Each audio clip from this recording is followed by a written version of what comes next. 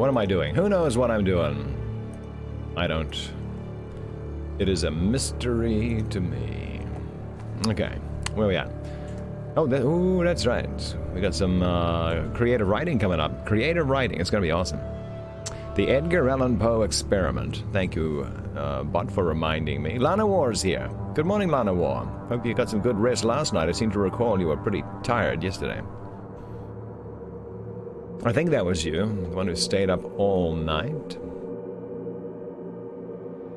How'd you get a Christmas hat on your little Pikachu thing? Yeah, I guess that's in some of the stuff. That is a fantastic idea, Miss Taco Bella. Read a book. I like it. In fact, that is our plan. That is our call to action for today. We're going to continue with this one. Wow, wow, wow, wow, wow, wow. Let's see, I need to... let's see, where is my... We're in creative. Let's just find that. Open up that folder. Yeah, I know. I kind of feel like I have a bit of the sniffles going on right now. Do. You fell asleep for an additional 4 hours. Yeah, I don't think sleep is supposed to work like that, Lana. Yeah. So here's the plan. We're going to read for, well, you know the deal. We're going to read for about 2 hours, and today we're going to, after we're done reading, we're just going to go a little longer. And we're going to do some live editing of some audio of something I recorded. We're going to test that out. Yeah. Oh, so many people here. That's a lot. I'm assuming half of the people are left from last night. I think so.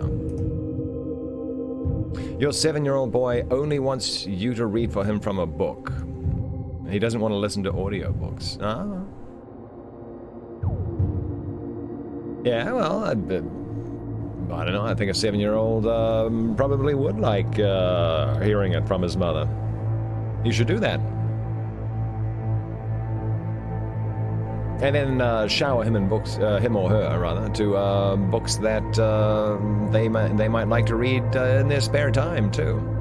Lots of books out there.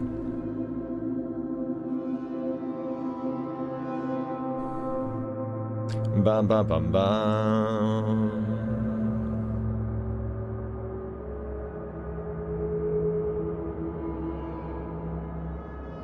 Bum bum bum bum. Okay, I think I've got everything done in advance. I didn't send out any Twitters or anything like that today. Na, na, na, na.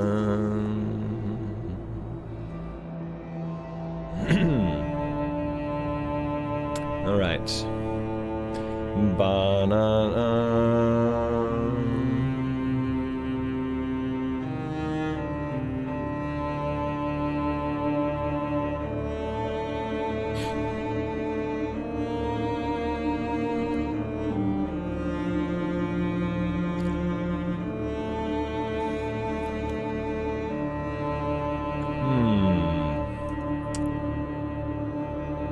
Oh, that's why.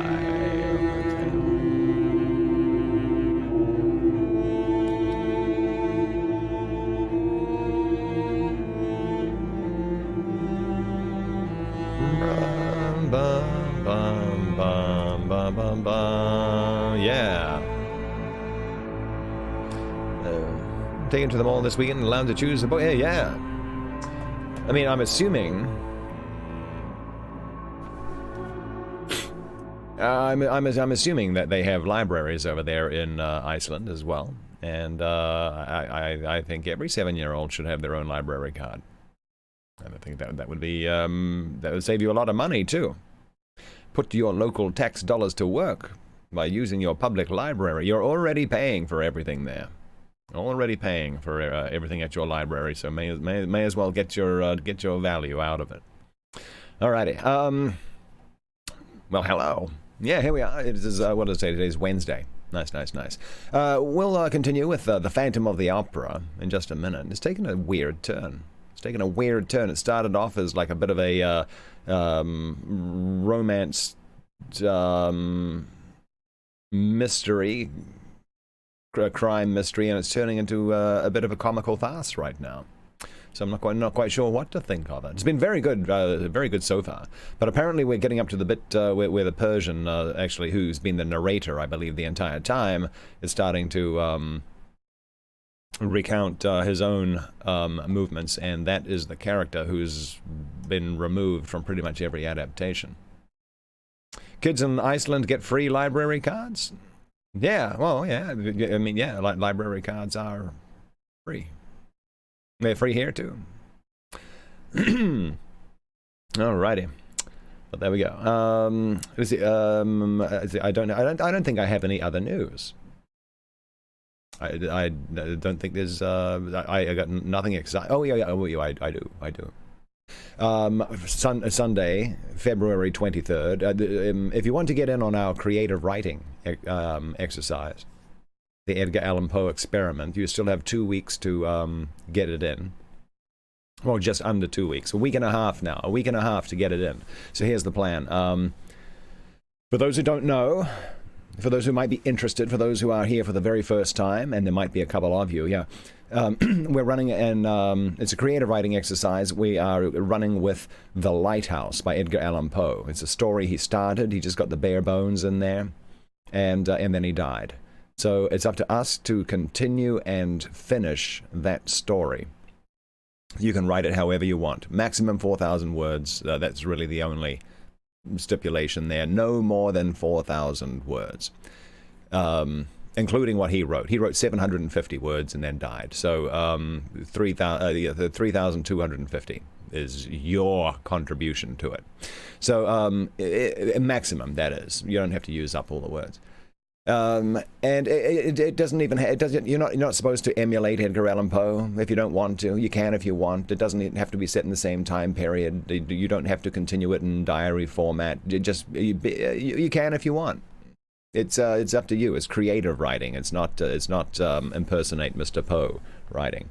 So and then on Sunday, February 23rd. I will be in a co-stream, and I will read what you have come up with on the stream. Hopefully there's no 50 Shades kind of material going on in there. Hopefully. We will see. At the same time that I am narrating this, Art by Galen will be speed sketching everything. Putting your words into actual visual pictures. It's going to be amazing. And then after it's over, Mr. Galen will send you a copy of whatever it is he's managed to sketch up, which should be kind of fun. And over the next couple of weeks, I will record what you have written what am I talking about? I'll record what. I'll record what you have written in my studio and send you a fully.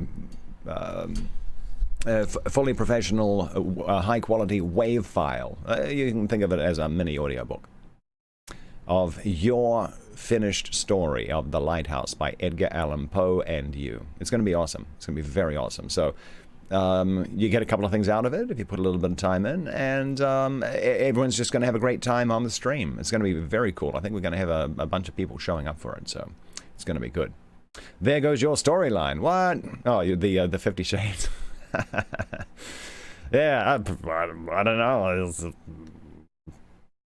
If it's integral to the plot, I guess it's integral to the plot. I guess. I don't know. Yeah, but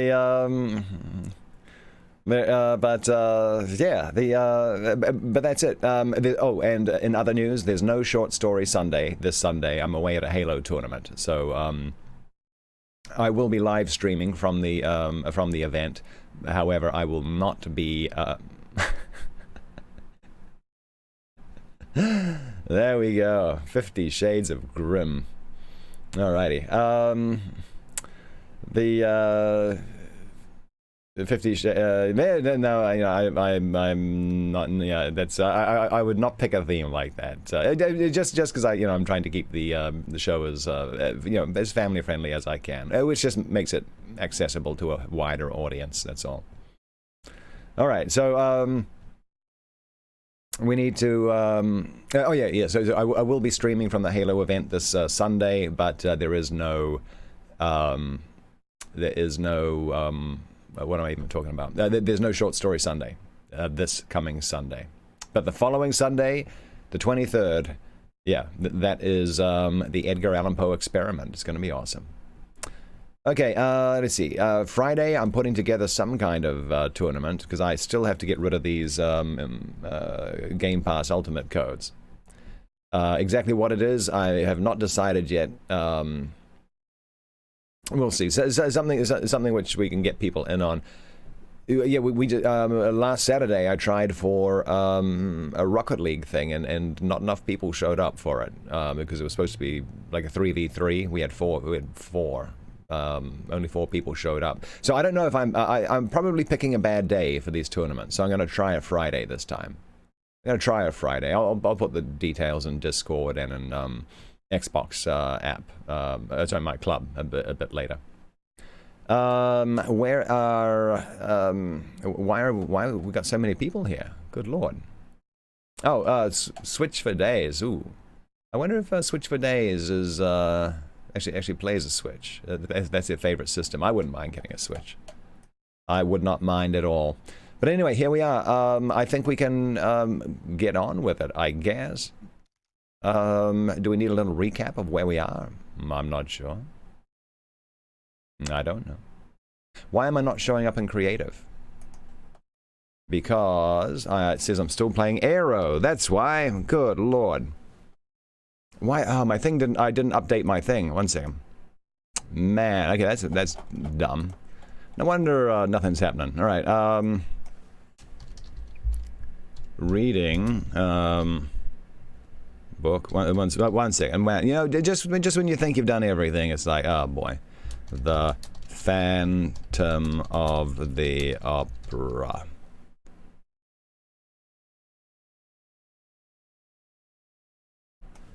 Sign in. There we go. Okay, no wonder. Okay, all right. Let's try this again. Hope all the people tuning in to see some sweet Aero action are not going to be too disappointed. That's the game we ended at last night. Let's see if that updated properly. Yes, it did. Thank goodness it did. Good lord. Okay, there we go. But that's it. We got to get on with our book. I've given you all the news that we have. So let's do it. Why is my book not showing up? There it is. Okay. There it is. So we are, what was that? Chapter 18. We're up to chapter 18 now. So, yeah, there we go. And a nice sticker from the Broadway show. Nice. Oh, wow. Max and Cash throwing down some Valentine's love. And boy, oh boy, that is, those are some expensive roses. Those are. Wow. Got sparks for days there, Max and Cash. All right, so Tattoo Addict's kind of excited about this too, getting back into the Phantom of the Opera. A quick little recap. So Christine Daae has disappeared a couple of times. She has a very jealous boyfriend, Raoul, who's been stalking her to find out where she's been disappearing to. Christine finally shows up after the 3rd time, reveals that the Phantom of the Opera is a real person called Eric, and he lives in this big, a weird mansion down on the 5th floor below the Paris Opera House, which opens out onto a huge lake, and in that lake, so I guess, and so the Phantom agreed that Christine Daae could go tell Raoul goodbye. Raoul and she decide to elope together. The Phantom overhears, Phantom not happy. The Christine Daae apparently has some kind of Stockholm syndrome, so she's like, I'm going to stay and give one last performance dedicated to the opera ghost, and then we can elope after that. And during that performance, she gets kidnapped one final time by the Phantom, Eric. You know, the Phantom doesn't sound as spooky or mysterious when it's like, oh, it's Eric, by the way. But anyway, yeah, he's very, very, very badly deformed. That's for sure. Good gracious, right? I'm quite interested to see if we're going to learn how that happened. Even anyway, so now in the meantime, though, there's been all this comedy action going on with the two new managers, Moncharmin and Richard, squabbling with each other because now they suspect that maybe the opera ghost is not a real ghost, but the others have been blackmailing each other, and everyone's pointing fingers at each other, and it's just changed from this like really weird murder mystery into like a comical farce, and it's kind of weird. But I mean, this was originally published as a serial, I guess like one new episode a month or whatever in the newspaper, and so I guess it's one of those things which can easily change over time, change tone over time, if you're just writing it periodically. Yeah. But there we are. Okay, let's continue. Okay, so they've just been browbeating Madame Giry, the two managers, and now even though they went to great lengths to find out when and where the money has been stolen out of the back pocket of it, it gets stolen nevertheless, and here we are. Oh, and they're just about to arrest Madame Giry. Yeah, okay. That's the recap. Chapter 18. The Commissary, the Viscount, and the Persian. The first words of the Commissary of Police on entering the managers were to ask after the missing prima donna. "Is Christine Daae here?" "Christine Daae here?" echoed Richard. "No, why?" As for Moncharmin, he had not the strength left to utter a word. Richard repeated for the commissary and the compact crowd which had followed him into the... Richard repeated for the commissary and the compact crowd which had followed him into the office observed an impressive silence. "Why do you ask if Christine Daae is here, Monsieur le Commissaire?" "Because she has to be found," declared the commissary of police solemnly. "What do you mean she has to be found? Has she disappeared?" "In the middle of the performance." "In the middle of the performance? This is extraordinary." "Isn't it? And what is quite as extraordinary is that you should first learn it from me." "Yes," said Richard, taking his head in his hand and muttering. "What is this new business? Oh, it's enough to make a man send in his resignation." And he pulled a few hairs out of his moustache without even knowing what he was doing. So she disappeared in the middle of the performance?" he repeated. "Yes, she was carried off in the prison act at the moment when she was invoking the aid of the angels.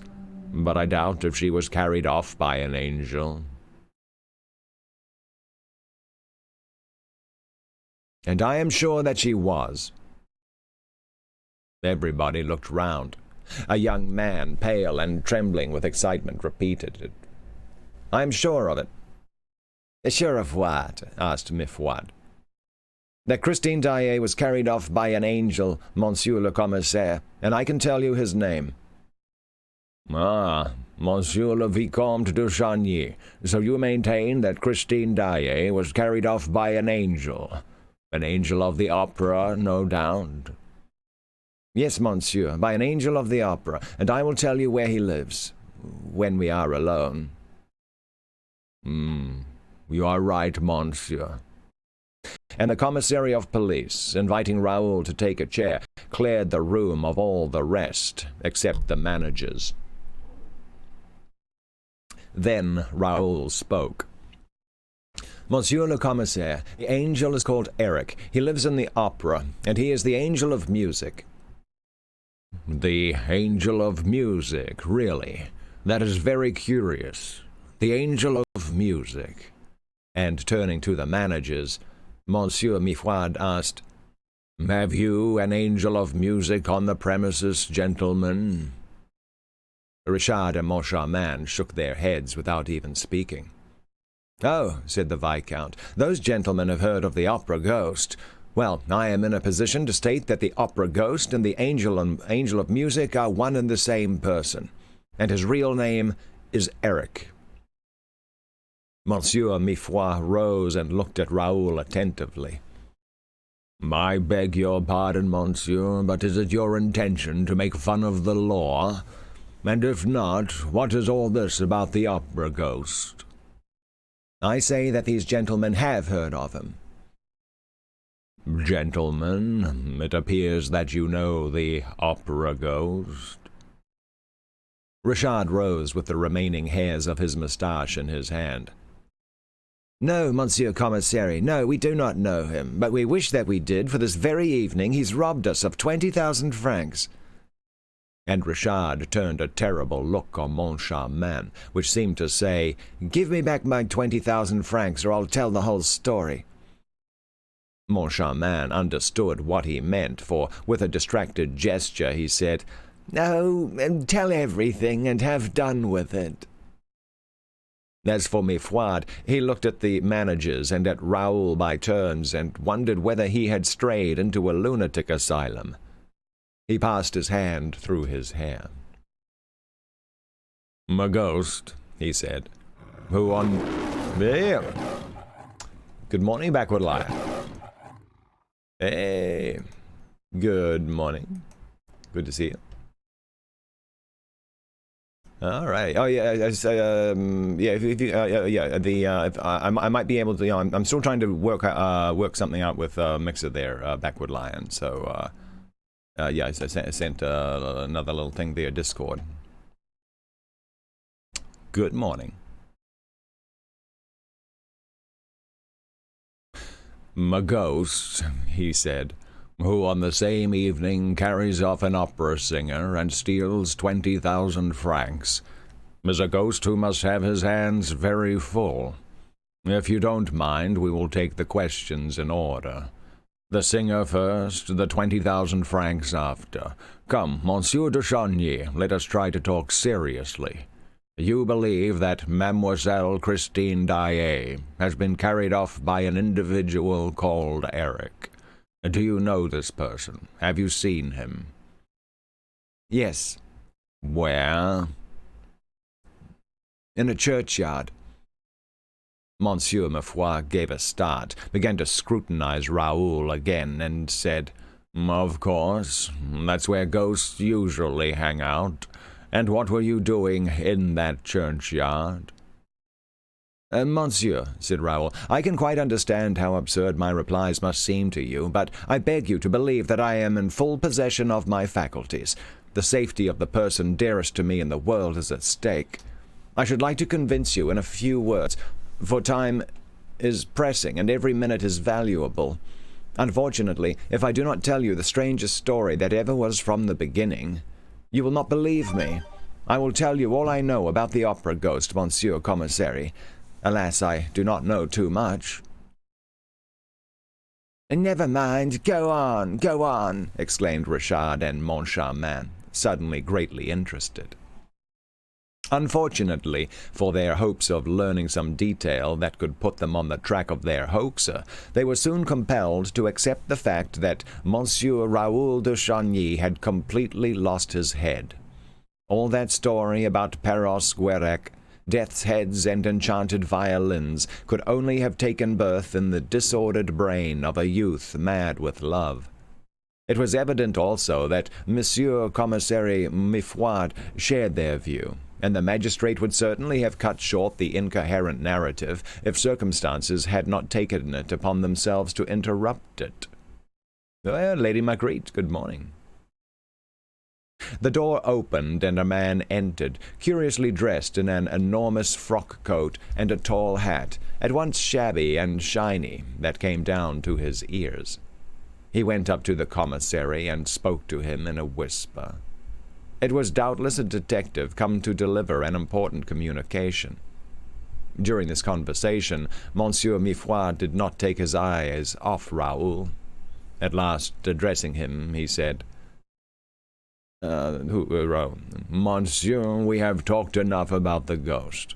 We will now talk about yourself a little, if you have no objection.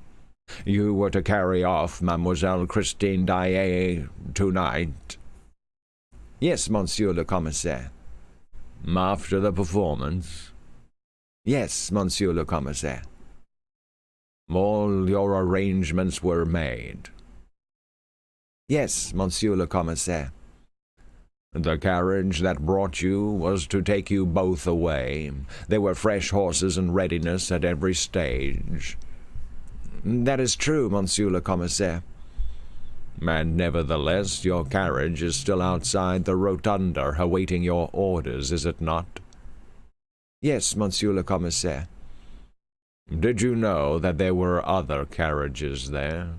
3 other carriages there, in addition to yours? I did not pay the least attention.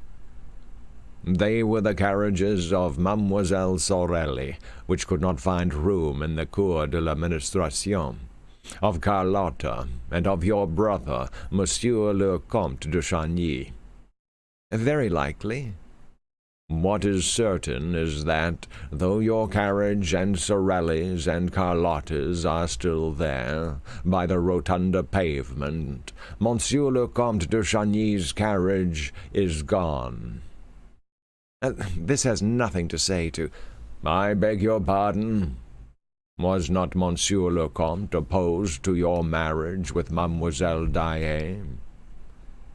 That is a matter that only concerns the family. You have answered my question.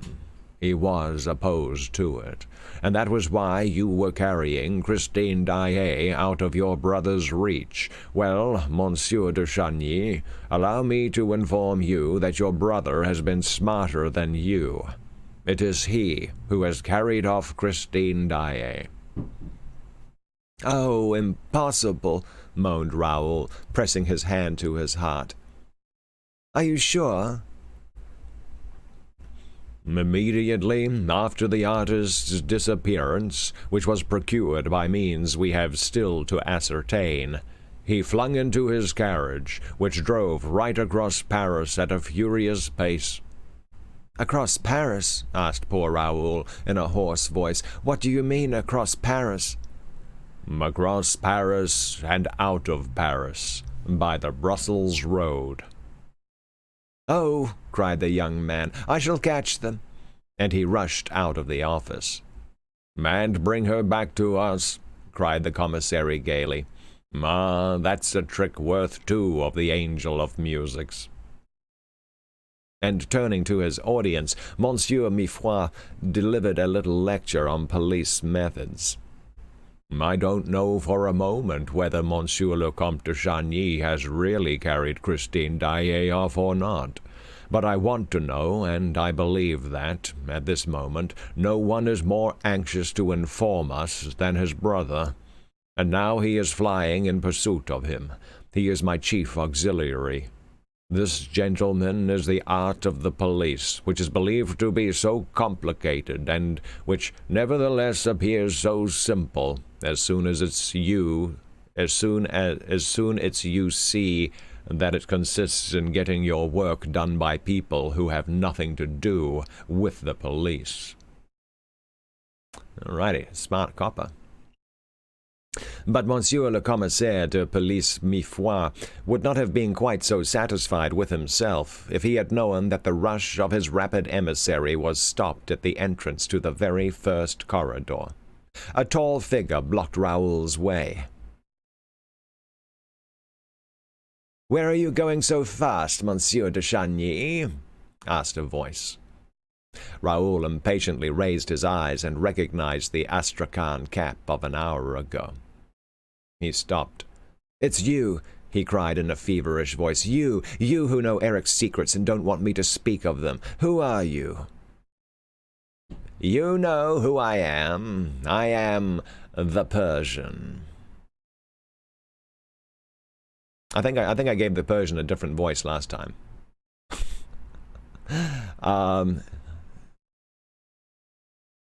I am the. I know. We'll figure it out. We'll figure it out because yeah, I think that's pretty much the same voice as kind of giving the Eric.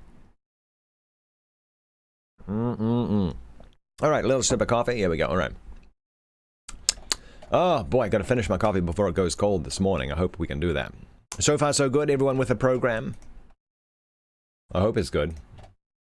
Hope you're enjoying it while you while away the day. Chapter 19. So far so good, says Max and Cash. All right. We'll aim to keep it that way. Chapter 19. The Viscount and the Persian. Raoul now remembered that his brother had once shown him that mysterious person, of whom nothing was known, except that he was a Persian, and that he lived in a little old-fashioned flat in the Rue de Rivoli. The Persian, by the way, is the one who has been narrating the story this entire time, passing it off as a true story, collected from newspaper clippings and the like. And his own personal experience. But he was documenting everything. The man with the ebony skin, the eyes of jade, and the astrakhan cap bent over Raoul. "I hope, Monsieur de Chagny," he said, "that you have not betrayed Eric's secret." "And why should I hesitate to betray that monster, sir?" Raoul rejoined haughtily, trying to shake off the intruder. "Is he your friend, by any chance?" "I hope that you said nothing about Eric, sir, because Eric's secret is also Christine Daae's, and to talk about one is to talk about the other." "Oh, sir," said Raoul, becoming more and more impatient, "you seem to know about many things that interest me, and yet I have no time to listen to you." "Once more, Monsieur de Chagny, where are you going so fast?" Can you not guess? To Christine Daae's assistance." "Then, sir, stay here, for Christine Daae is here." "With Eric?" "With Eric." "How do you know?" "I was at the performance, and no one in the world but Eric could contrive an abduction like that. Oh," he said with a deep sigh, "I recognize the monster's touch." "You know him, then?" The Persian did not reply, but heaved a fresh sigh. "Sir," said Raoul, "I do not know what your intentions are, but can you do anything to help me? I mean, to help Christine Daae?" "I think so, Monsieur de Chagny, and that is why I spoke to you." "What can you do?" "Try to take you to her, and to him." "If you can do me that service, sir, my life is yours. One word more. The commissary of police tells me that Christine Daae has been carried off by my brother, Count Philippe." "Oh, Monsieur de Chagny, I don't believe a word of it." "It's not possible, is it?" "I don't know if it's possible or not, but there are ways and ways of carrying people off, and Monsieur le Comte Philippe has never, as far as I know, had anything to do with witchcraft." "Your arguments are convincing, sir, and I am a fool. Oh, let us make haste. I place myself entirely in your hands. How should I not believe you, when you are the only one to believe me, when you are the only one not to smile when Eric's name is mentioned?" And the young man impetuously seized the Persian's hands. They were ice-cold. "Silence," said the Persian, stopping and listening to the distant sounds of the theater. "We must not mention that name here. Let us say he and him. Then there will be less danger of attracting his attention." "Do you think he is near us?"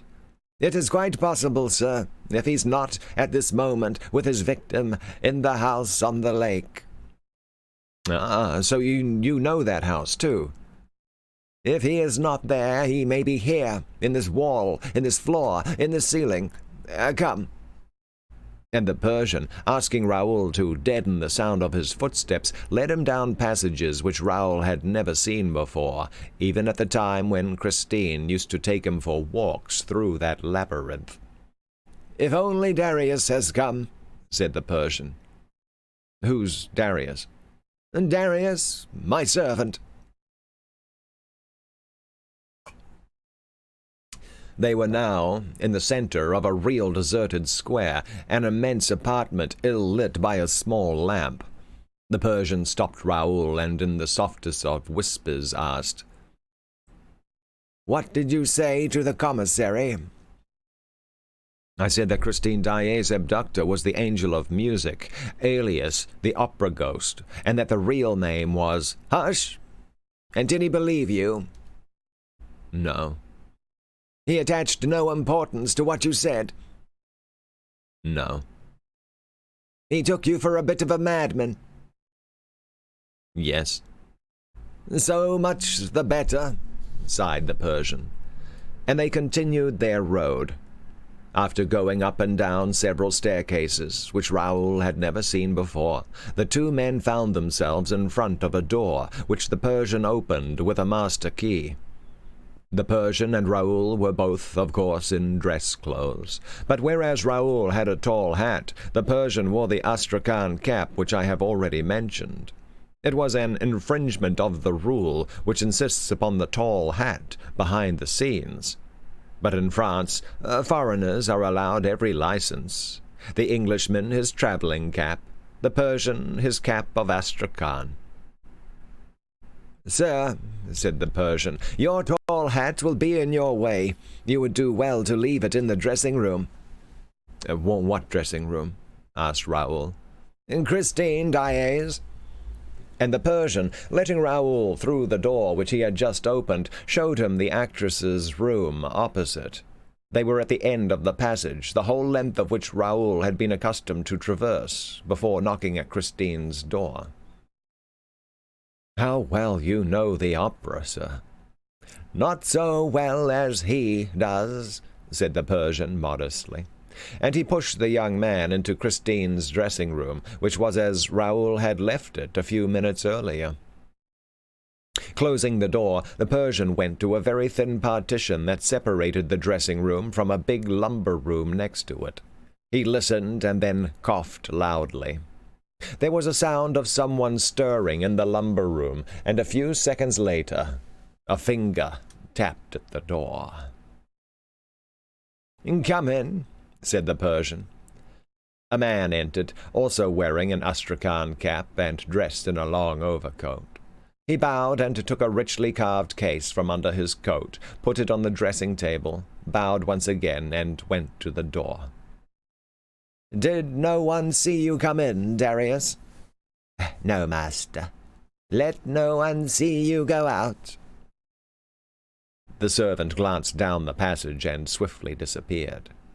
The Persian opened the case. It contained a pair of long pistols.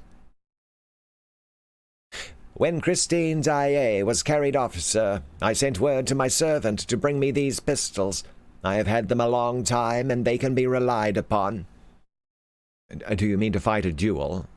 asked the young man. "It will certainly be a duel which we shall have to fight," said the other, examining the priming of his pistols. "And what a duel!" Handing one of the pistols to Raoul, he added, "In this duel we shall be 2-1. But you must be prepared for everything, for we shall be fighting the most terrible adversary that you can imagine. But you love Christine Daae, do you not?" "I worship the ground she stands on. But you, sir, who do not love her, tell me why I find you ready to risk your life for her. You must certainly hate Eric." "No, sir," said the Persian sadly. "I do not hate him. If I hated him, he would long ago have ceased doing harm." "Has he done you harm?" "I have forgiven him the harm which he has done me."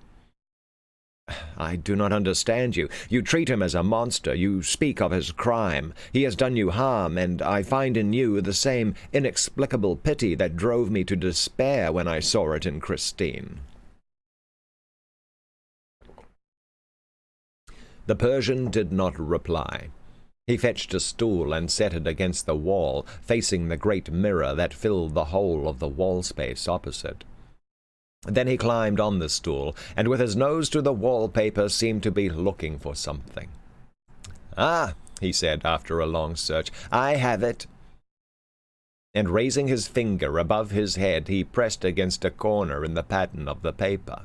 Then he turned round and jumped off the stool. "In half a minute," he said, "he shall be on his road." and crossing the whole of the dressing room, he felt the great mirror. "No, it's not yielding yet," he muttered. "Oh, are we going out by the mirror?" asked Raoul. "Like Christine Daae?" "So you knew that Christine Daae went out by that mirror?" "She did so before my eyes, sir. I was hidden behind the curtain of the inner room, and I saw her vanish, not by the glass, but in the glass." "And what did you do?" "I thought it was an aberration of my senses, a mad dream." "Or some new fancy of the ghosts," chuckled the Persian. "Ah, Monsieur de Chagny," he continued, still with his hand on the mirror, "would that we had to do with a ghost. We could then leave our pistols in their case. Put down your hat, please. There. And now cover your shirt front as much as you can with your coat, as I'm doing. Bring the lapels forward. Turn up the collar. We must make ourselves as invisible as possible." Bearing against the mirror, after a short silence, he said, "It takes some time to release the counterbalance when you press on the spring from the inside of the room. It is different when you are behind the wall and connect directly on the counterbalance. Then the mirror turns at once and is moved with incredible rapidity." "What counterbalance?" asked Raoul. "Why, the counterbalance that lifts the whole of this wall onto its pivot. You surely don't expect it to move of itself by enchantment. If you watch, you will see the mirror first rise an inch or two, and then shift an inch or two from left to right. It will then be on a pivot, and will swing round." "It's not turning," said Raoul impatiently. "Oh, wait. You have time enough to be impatient, sir. The mechanism has obviously become rusty, or else the spring isn't working. Unless it is something else," added the Persian anxiously. "What?" "He may simply have cut the cord of the counterbalance and blocked the whole apparatus." "Why should he? He does not know that we are coming this way." "I dare say he suspects it, for he knows that I understand the system." "It's not turning. And Christine, sir, Christine." The Persian said coldly, "We shall do all that is humanly possible to do, but he may stop us at the first step. He commands the walls, the doors, and the trapdoors. In my country he was known by a name which means the trapdoor lover." "But why do these walls obey him alone? He did not build them." "Yes, sir, that is just what he did." Raoul looked at him in amazement, but the Persian made a sign to him to be silent and pointed to the glass. There was a sort of shivering reflection. Their image was troubled as in a rippling sheet of water, and then all became stationary again.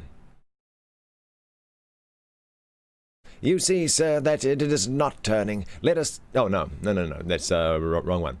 You see, sir, that it's not turning. Let us take another road."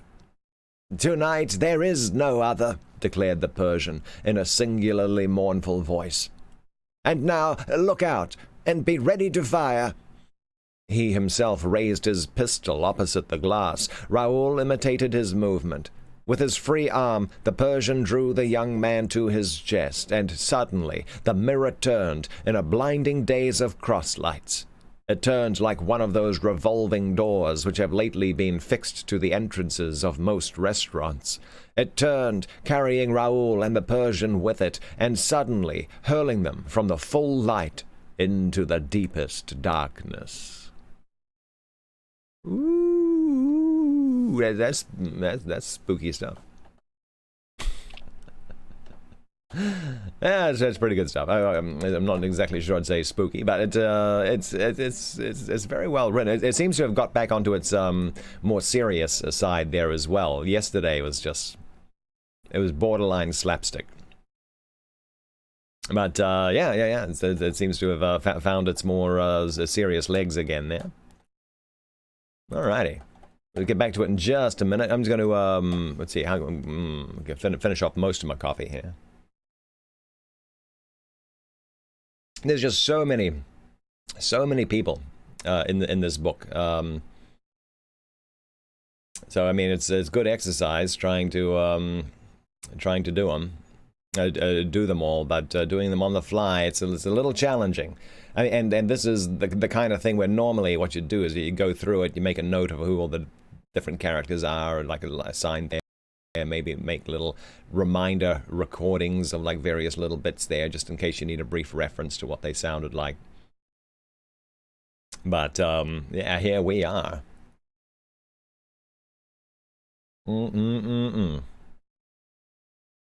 Alrighty. Okay. Okay, I'm gonna just guzzle the rest of this, and then we're gonna hop right back in. Right back in. Right back in.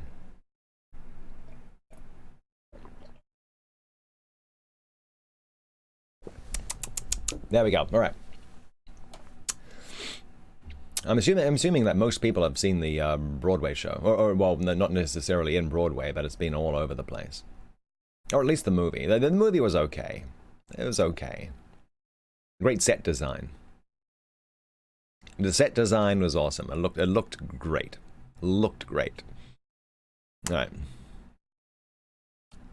Back in we go. Chapter 20. In the cellars of the opera.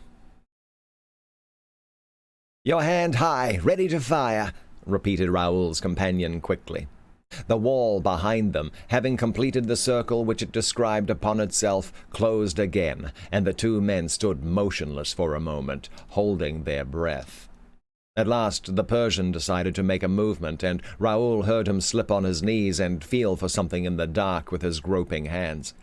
Suddenly, the darkness was made visible by a small dark lantern, and Raoul instinctively stepped backward as though to escape the scrutiny of a secret enemy. But he soon perceived that the light belonged to the Persian, whose movements he was closely observing. The little red disk was turned in every direction, and Raoul saw that the floor, the walls, and the ceiling were all formed of planking. It must have been the ordinary road taken by Eric to reach Christine's dressing room and impose upon her innocence. And Raoul, remembering the Persian's remark, though it had been mysteriously constructed by the ghost himself. Let's read that one again. Oh, yeah. And Raoul, remembering the Persian's remark, thought it had been mysteriously constructed by the ghost himself. Later he learned that Eric had found, all prepared for him, a secret passage long known to himself alone, and contrived at the time of the Paris Commune to allow the jailers to convey their prisoners straight to the dungeons that had been constructed for them in the cellars. For the Federates had occupied the Opera House immediately after the 18th of March, and had made a starting place right at the top of their Montgolfier balloons, which carried their incendiary proclamations to the departments, and a state prison right at the bottom. I'm guessing he's trying to work in some local French history into that there. I'm not familiar with any of that. I know what a Montgolfier balloon is, though. Yeah. The Persian went on his knees and I'm going to have to look this up later. The Persian went on his knees and put his lantern on the ground. He seemed to be working at the floor, and suddenly he turned off his light. Then Raoul heard a faint click and saw a very pale, luminous square in the floor of the passage. It was as though a window had opened on the opera cellars, which were still lit. Raoul no longer saw the Persian, but he suddenly felt him by his side and heard him whisper, "Follow me, and do all that I do." Raoul turned to the luminous aperture. Then he saw the Persian, who was still on his knees, hang by his hands from the rim of the opening, with his pistol between his teeth, and slide into the cellar below. Curiously, the Viscount had absolute confidence in the Persian, though he knew nothing about him. His emotion when speaking of the monster struck him as sincere, and if the Persian had cherished any sinister designs against him, he would not have armed him with his own hands. Besides, Raoul must reach Christine at all costs. He therefore went on his knees also, and hung from the trap with both hands. "Let go," said a voice, and he dropped into the arms of the Persian, who told him to lie down flat, closed the trapdoor above him, and crouched down beside him.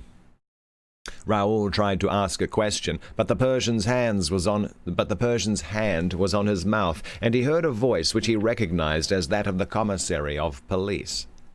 Raoul and the Persian were completely hidden behind a wooden partition. Near them, a small staircase led to a little room in which the commissary appeared to be walking up and down, asking questions. The faint light was just enough to enable Raoul to distinguish the shape of things around him, and he could not restrain a dull cry. There were 3 corpses there. The first lay on the narrow landing of the little staircase. The 2 others had rolled to the bottom of the staircase. Raoul could have touched one of the 2 poor wretches by passing his fingers through the partition. "Silence!" whispered the Persian. He, too, had seen the bodies, and gave one word in explanation. "He." The commissary's voice was now heard more distinctly. He was asking for information about the system of lighting, which the stage manager supplied. The commissary, therefore, must be in the organ or its immediate neighborhood. Contrary to what one might think, especially in connection with an opera house, the organ is not a musical instrument. At that time, electricity was employed only for a very few scenic effects and for the bells. The immense building and the stage itself was still lit by gas. Hydrogen was used to regulate and modify the lighting of a scene, and this was done by means of a special apparatus which, because of the multiplicity of its pipes, was known as the organ. A box beside the prompter's box was reserved for the chief gasman, who from there gave his orders to his assistants and saw that they were executed. Mauclair stayed in this box during all the performances. But now Mauclair was not in his box, and his assistants not in their places. "Mauclair, Mauclair!" The stage manager's voice echoed through the cellars, but Mauclair did not reply. I have said that a door opened on a little staircase that led to the second cellar. The commissary pushed it, but it resisted. "I say," he said to the stage manager, "I can't open this door. Is it always so difficult?" The stage manager forced it open with his shoulder. He saw that, at the same time, he was pushing a human body, and he could not keep back an exclamation, for he recognized the body at once. "Oh, Mauclair, poor devil! He's dead!" But Mr. Commissary Mifroid, whom nothing surprised, was stooping over that big body. "No," he said.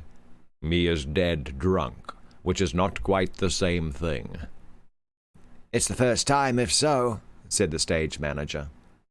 "Then someone has given him a narcotic. That is quite possible." Mifroid went down a few steps and said, "Look." By the light of a little red lantern at the foot of the stairs, they saw 2 other bodies. The stage manager recognized Mauclair's assistants. Mifroid went down and listened to their breathing. "They are sound asleep," he said. "Very curious business. Some person unknown must have interfered with the gasman and his staff, and that person unknown was obviously working on behalf of the kidnapper. But what a funny idea, to kidnap a performer on the stage. Send for the doctor of the theater, please." And Mifroid repeated, "Curious, decidedly curious business." Then he turned to the little room, and, addressing the people whom Raoul and the Persian were unable to see from where they lay. "What do you say to all this, gentlemen? You are the only ones who have not given your views, and yet you must have an opinion of some sort." Thereupon Raoul and the Persian saw the startled faces of the joint managers appear above the landing, and they heard Moncharmin's excited voice. "There are things happening here, Monsieur Commissary, which we are unable to explain." And the 2 faces disappeared.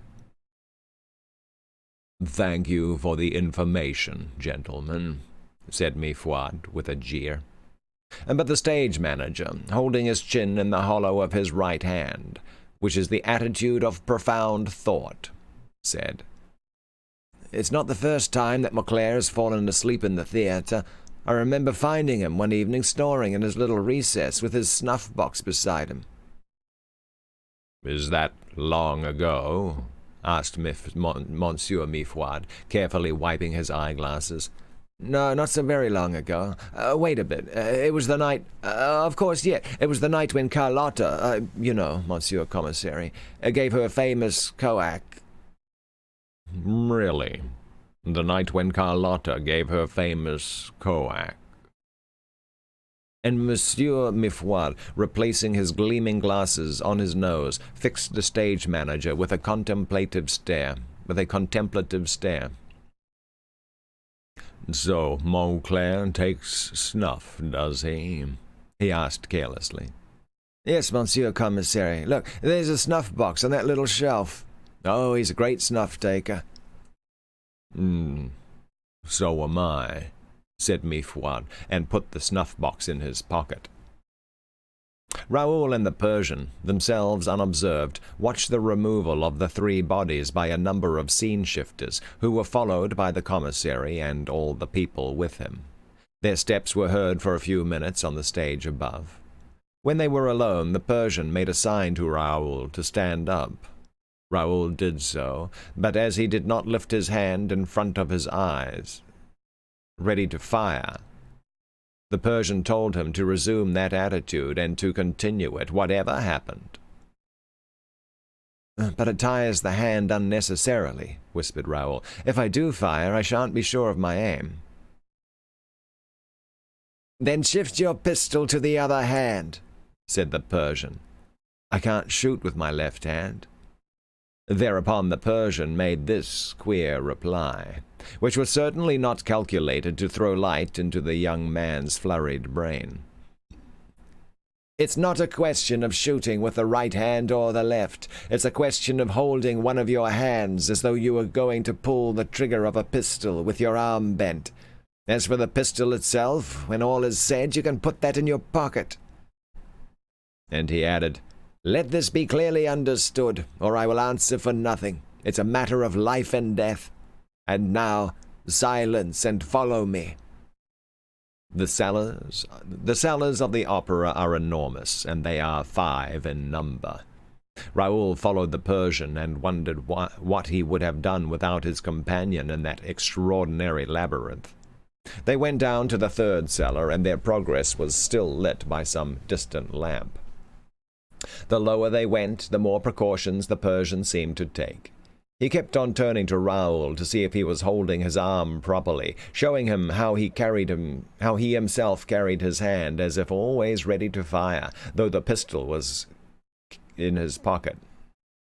Suddenly, a loud voice made them stop. Someone above them shouted, All the door shutters on the stage. The commissary of police wants them. Steps were heard, and shadows glided through the darkness. The Persian drew Raoul behind a set-piece.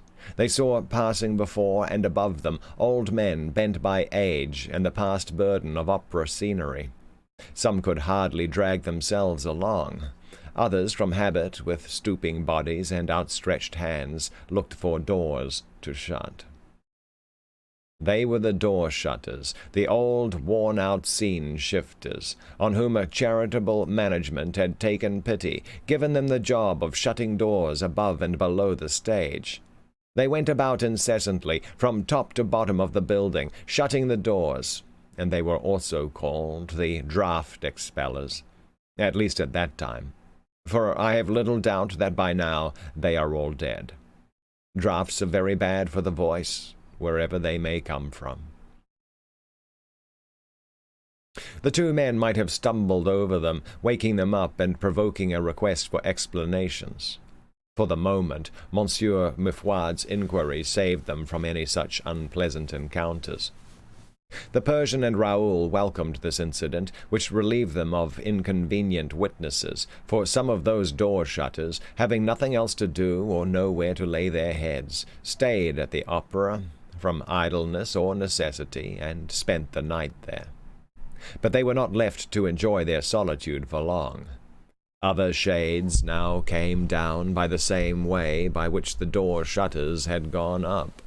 Each of these shades carried a little lantern and moved it about, above, below, and all around, as though looking for something or somebody. "Hang it," muttered the Persian. "I don't know what they are looking for, but they might easily find us. Let us get away, quick. Your hand up, sir, ready to fire. Bend your arm. More. That's it. Hand at the level of your eye, as though you were fighting a duel and waiting for the word to fire. Oh, leave your pistol in your pocket. Quick, come along, downstairs. Level of your eye. Question of life or death. Here, in this way, these stairs." They reached the 5th cellar. "Oh, what a duel, sir, what a duel!" Once in the 5th cellar, the Persian drew breath. He seemed to enjoy a rather greater sense of security than he had displayed when they both stopped in the 3rd, but he never altered the attitude of his hand. And Raoul, remembering the Persian's observation, "I know these pistols can be relied upon," was more and more astonished, wondering why anyone should be so gratified at being able to rely upon a pistol which he did not intend to use. But the Persian left him no time for reflection. Telling Raoul to stay where he was, he ran up a few steps of the staircase which they had just left, and then returned. "How stupid of us," he whispered. "We shall soon have seen the end of those men with their lanterns. It's the firemen going their rounds." The two men waited 5 minutes longer. Then the Persian took Raoul up the stairs again, but suddenly he stopped him with a gesture. Something moved in the darkness before them. "Flat on your stomach," whispered the Persian. The two men lay flat on the floor. They were only just in time. A shade this time, carrying no light, just a shade in the shade, passed. It passed close to them, near enough to touch them. They felt the warmth of its cloak upon them, for they could distinguish the shade sufficiently to see that it wore a cloak which shrouded it from head to foot. On its head it had a soft felt hat. It moved away, drawing its feet against the walls and sometimes giving a kick into a corner. "Phew," said the Persian. "We've had a narrow escape. That shade knows me and has twice taken me to the manager's office." "Is it someone belonging to the theater police?" asked Raoul. "It's someone much worse than that," replied the Persian, without giving any further explanation. "It's not he?" "He? If he does not come behind us, we shall always see his yellow eyes. That is more or less our safeguard tonight. But he may come from behind, stealing up, and we are dead men if we do not keep our hands as though about to fire, at the level of our eyes, in front." The Persian had hardly finished speaking when a fantastic face came in sight, a whole fiery face, not only 2 yellow eyes. "Good morning, Lightning. Good morning. How are you doing, man?" Yes, a head of fire came toward them, at a man's height, but with no body attached to it. The face shed fire, looked in the darkness like a flame shaped as a man's face. "Oh," said the Persian between his teeth, "I've never seen this before. Bamban was not mad, after all. He had seen it. What can that flame be? It is not he, but he may have sent it. Take care, take care. Your hand at the level of your eyes. In heaven's name, at the level of your eyes. Know most of his tricks, but not this one. Come, let us run. It's safer. Hand at the level of your eyes." And they fled down the long passage that opened before them. After a few seconds, that seemed to them like long minutes, they stopped. "He doesn't often come this way," said the Persian. "This side has nothing to do with him. This side does not lead to the lake, nor to the house on the lake, but perhaps he knows that we are at his heels, although I promised him to leave him alone and never to meddle in his business again." So saying, he turned his head, and Raoul also turned his head, and they again saw the head of fire behind their 2 heads.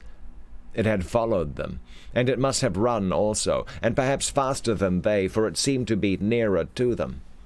At the same time, they began to perceive a certain noise of which they could not guess the nature.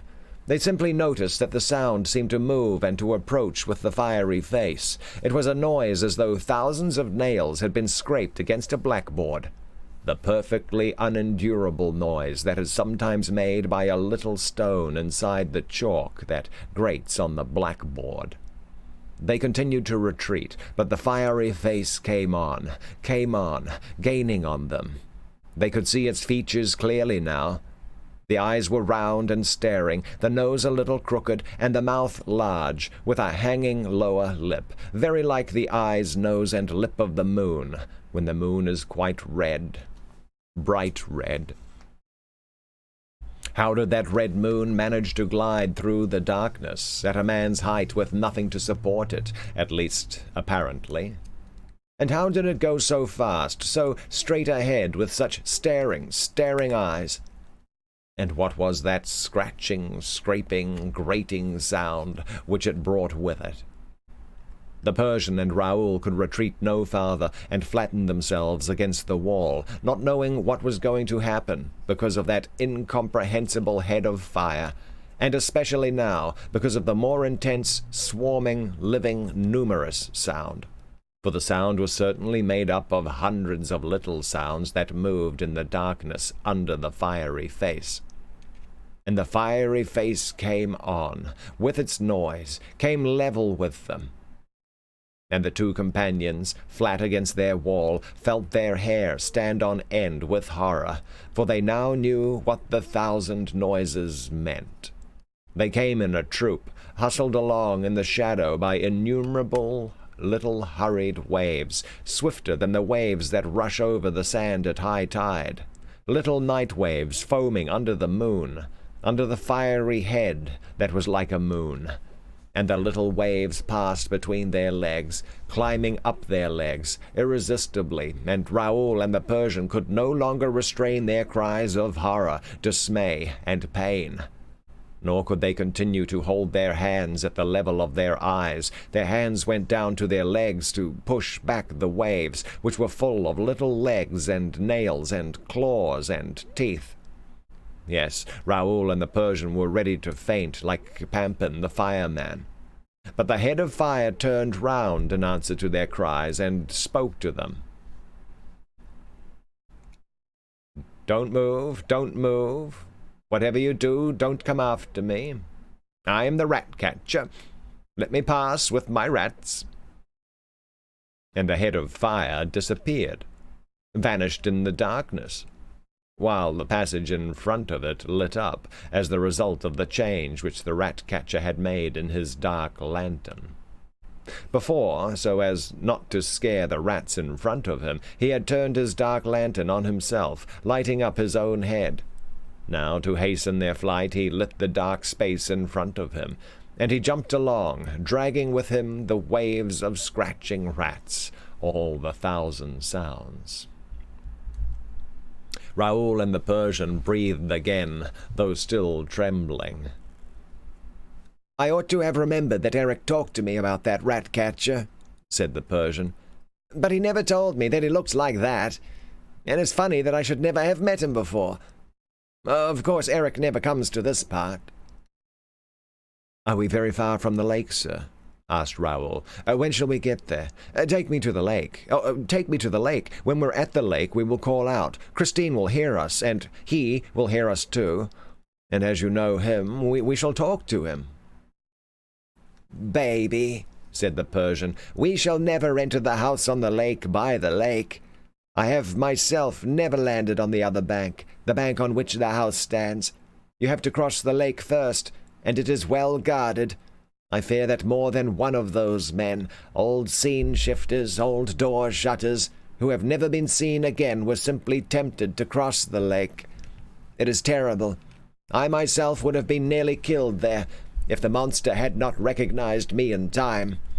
One piece of advice, sir, never go near the lake. And above all, shut your ears if you hear the voice singing under the water, the siren's voice." "But then, what are we here for?" asked Raoul in a transport of fever, impatience, and rage. "If you can do nothing for Christine, at least let me die for her." The Persian tried to calm the young man. "We have only one means of saving Christine Daae, believe me, which is to enter the house unperceived by the monster." "And is there any hope of that, sir?" "Ah, if I had not that hope, I would not have come to fetch you." "And how can one enter the house on the lake without crossing the lake?" "From the third cellar, from which we were so unluckily driven away. We will go back there now. I will tell you," said the Persian, with a sudden change in his voice. "I will tell you the exact place, sir. It is between a set-piece and a discarded scene from Roi de Lahore, exactly at the spot where Joseph Bouquet died. Come, sir, take courage and follow me, and hold your hand at the level of your eyes. But where are we?" The Persian lit his lamp again and flung its rays down 2 enormous corridors that crossed each other at right angles. "Hey, Orgon. Good morning, Orgon." "We must be," he said, "in the part used more particularly for the waterworks. I see no fire coming from the furnaces." He went in front of Raoul, seeking his road, stopping abruptly when he was afraid of meeting some watermen. Then they had to protect themselves against the glow of a sort of underground forge which the men were extinguishing, and at which Raoul recognized the demons whom Christine had seen at the time of her first captivity. In this way they gradually arrived beneath the huge cellars below the stage. They must at this time have been at the very bottom of the tub, and at an extremely great depth, when we remember that the earth was dug out at 50 feet below the water that lay under the whole of that part of Paris.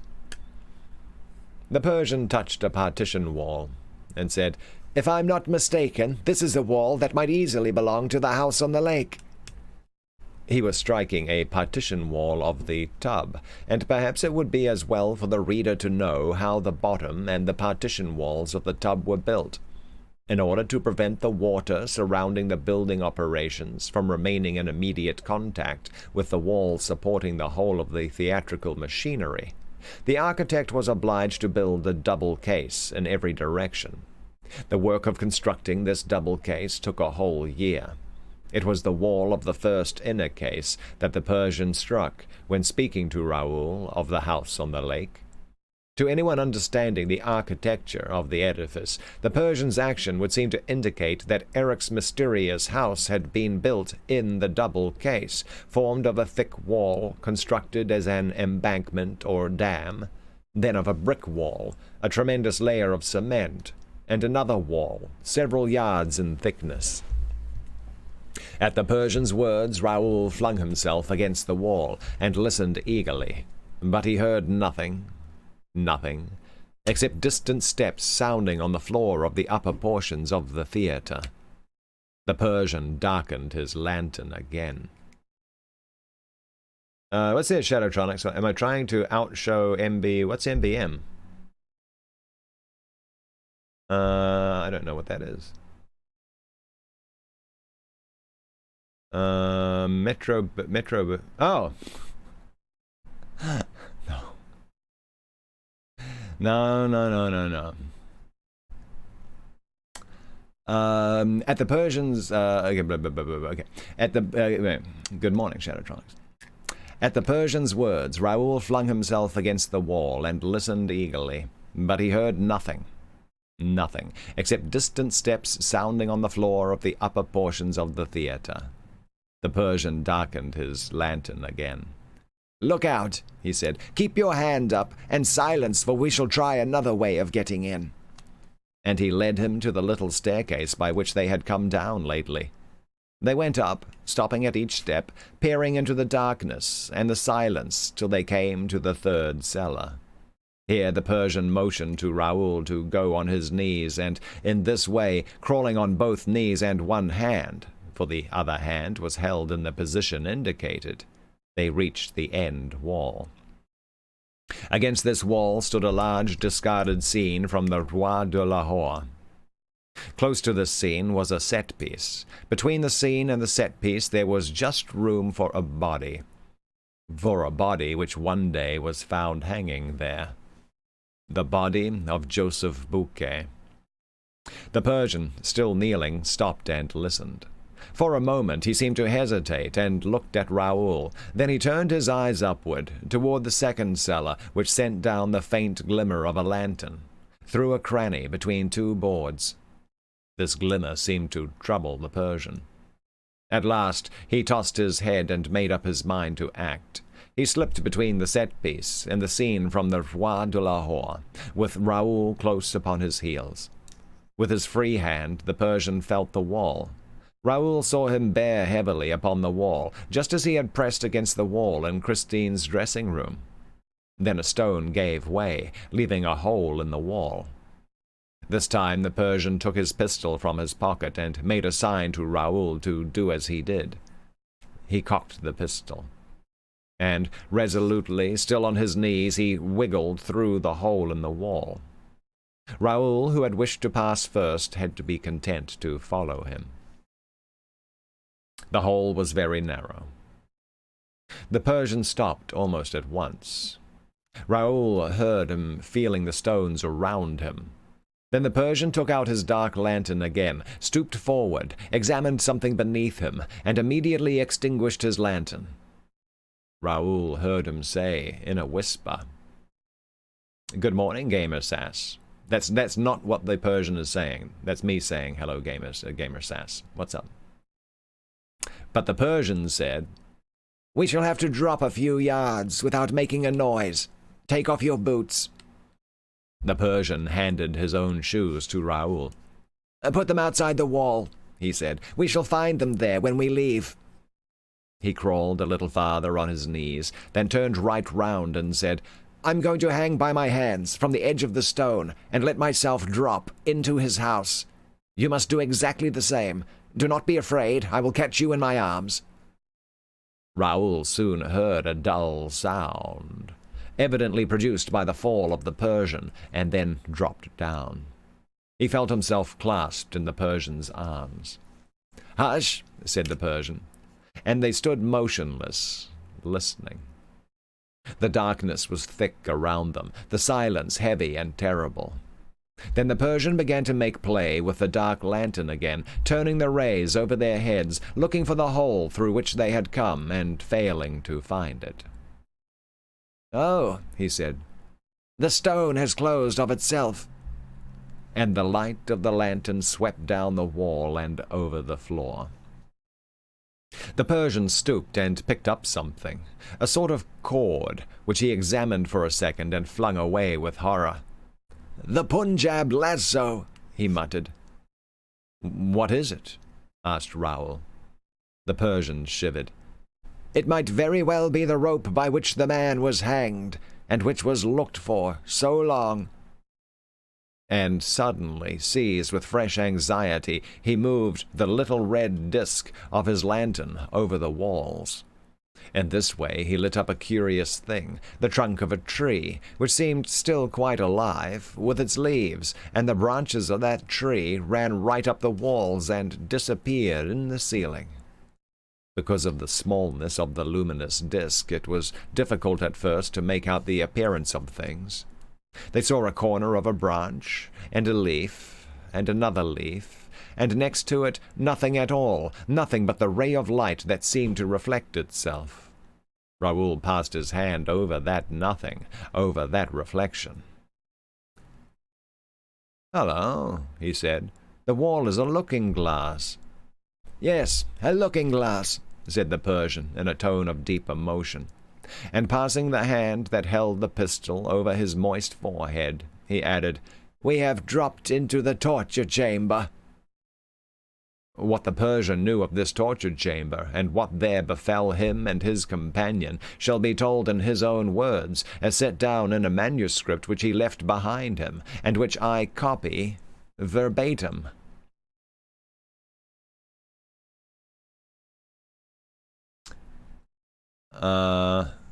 Okay. Okay, actually, so that's actually the end of that chapter. But these are some of the little footnotes in here, which we can do some of these footnotes here as well. Yeah, yeah, they were yeah. Some of these chapters, especially the long ones, and they go into like especially when they're dealing with the actual real history of various places. Yeah, they have these little footnotes into more fully detail what's going on. Okay, so okay, yeah. So when they were talking about the old stage carpenters, yeah. Okay, yeah. So there were a lot of a lot of them, the very very old ones, who would actually who too old to even lift stuff around anymore, but had nowhere else to go. These definitely don't sound like union jobs. Okay, so Monsieur Pedro Galehard has himself told me that he created a few additional posts as door shutters for old stage carpenters whom he was unwilling to dismiss from the service of the opera. So yeah, so those were the creepy old men who they encountered in there, who yeah, too old to do the work that they were originally hired to do, but yeah, they had nowhere else to go, so they kind of like lived inside the basement of the opera. Okay, and this is because of the firemen. Okay, in those days it was still part of the firemen's duty to watch over the safety of the opera house outside the performances, but this service has since been suppressed. I asked Monsieur Pedro Galehard the reason, and he replied, it was because the management was afraid that, in their utter inexperience of the cellars of the opera, the firemen might set fire to the building. All right.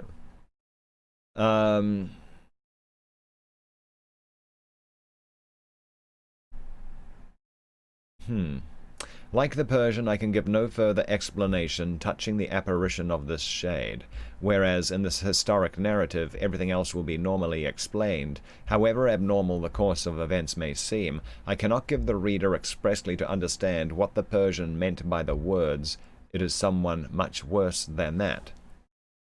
The reader must try to guess for himself, for I promised Monsieur Pedro Galehard, the former manager of the opera, to keep his secret regarding the extremely interesting and useful personality of the wandering cloaked shade, which, while condemning itself to live in the cellars of the opera, rendered such immense services to those who, on gala evenings, for instance, ventured to stray away from the stage. I'm speaking of state services, and upon my word of honor I can say no more. Huh.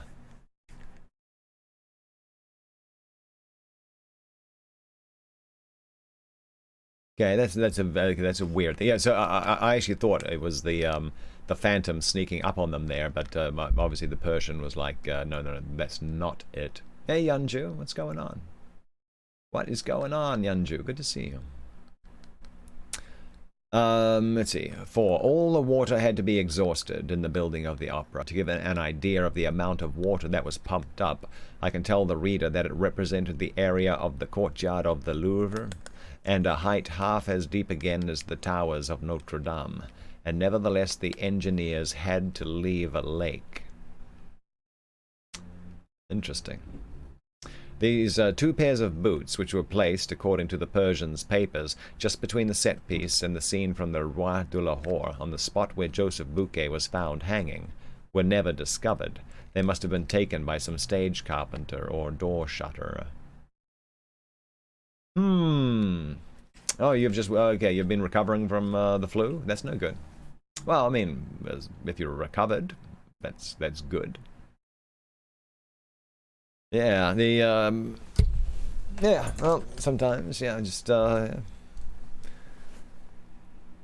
yeah. Take it easy till you're back to 100%. Oh, not the flu, just anxiety. Oh boy, yeah, that can be very stressful too. Indeed, it can. Indeed, it can. Alrighty. Well, I hope that you can get over that too. You were triggered by that movie Parasite. Ah, okay. I've not watched it. I've got a copy of it, but I have not watched it. Let's see. What time we have? It's 11:30. I'm going to do a quick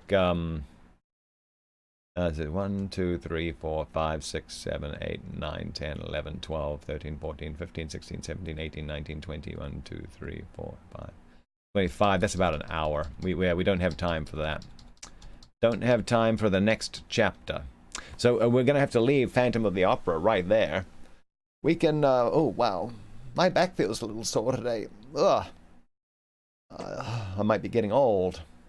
Miss Taco. Oh no, yeah, that's as far as we're going with that. We can still read a little something else though. We still got a half hour to kill, and then after that, I need to quickly do some audio editing, and I may as well stream that. But then I have to take off and do some things around town.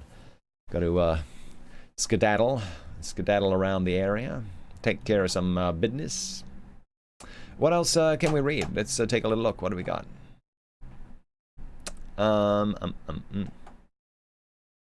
I'm not going to recap the lighthouse again today. Already done that. I've been trying to find something good to read for Black History Month, but all the stuff in the public domain that I've been able to find there is quite full of colorful language. Miss Taco Balla is like, don't allow that. All right.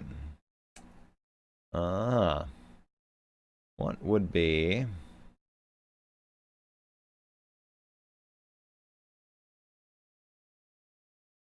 I don't know. Oh yeah, so yeah, Shadowtronics. Yeah, I was in my studio yesterday and recorded, actually maybe it was Monday. Maybe, no, it's Monday. Today's Wednesday, right? Yeah, it was Monday. I recorded a new story. A big one. It's a nice little science fiction piece. It's gonna be good. You're not going around, no, I gotta, no, sometimes you just gotta do it. Sometimes you just gotta do it. What have we got in here?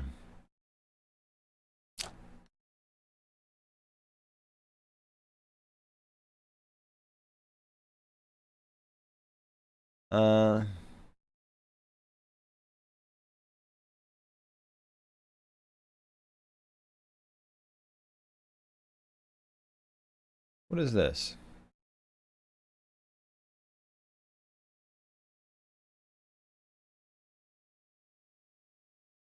Uh, 15.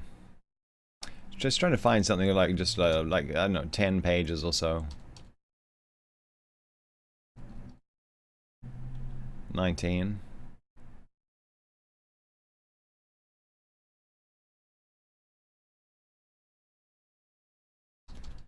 Let's do this one. A bit of here we go. The Red Room. The Red Room. Red Rum. Red Rum. The, okay, let's change this one. The Red Room by, this is H.G. Wells, right? H.G. Oh.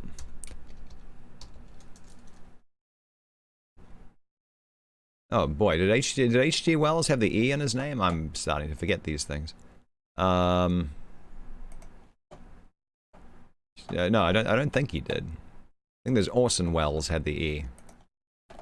Just double check that. Wiki. H.G. Wells. Yeah, okay, yeah, okay. Bloop, bloop. There we go. Okay.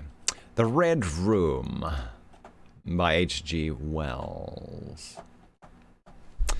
And my little monitor window's frozen again. It does seem to be doing that quite frequently these days. Alrighty. Ba ba ba ba ba ba ba ba ba ba ba ba ba. Okay.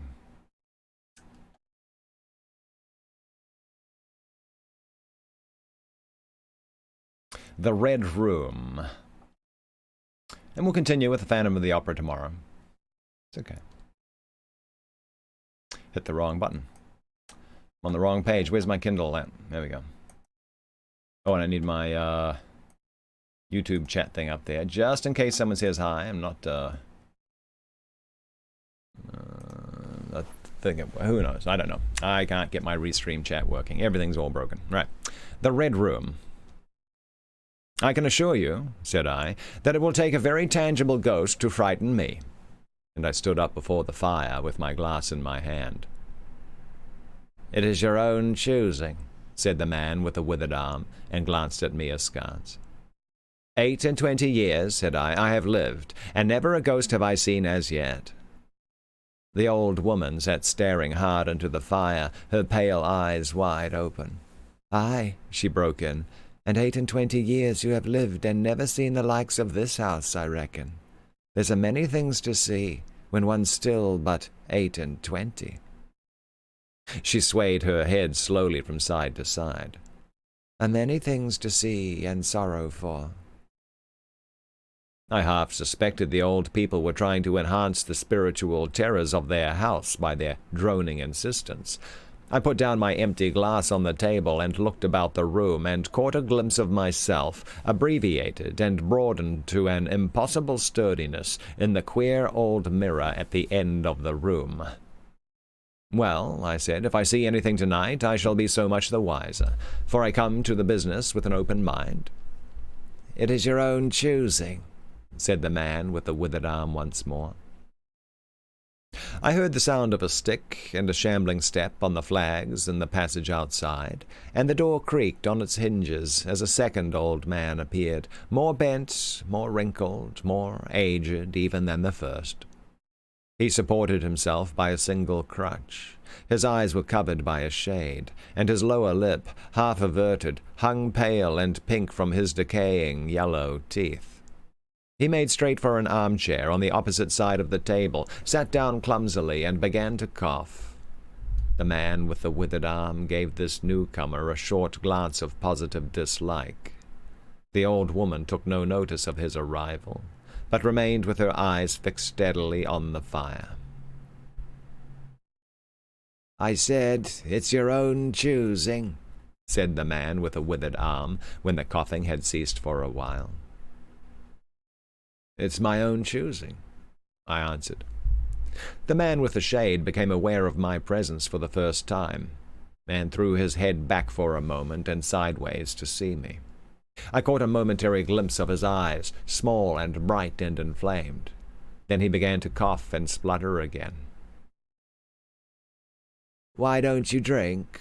said the man with the withered arm, pushing the beer towards him. The man with the shade poured out a glassful with a shaky hand that splashed half as much again on the deal table. A monstrous shadow of him crouched upon the wall and mocked his action as he poured and drank. I must confess I had scarce expected these grotesque custodians. There is to my mind something inhuman in senility, something crouching and atavistic.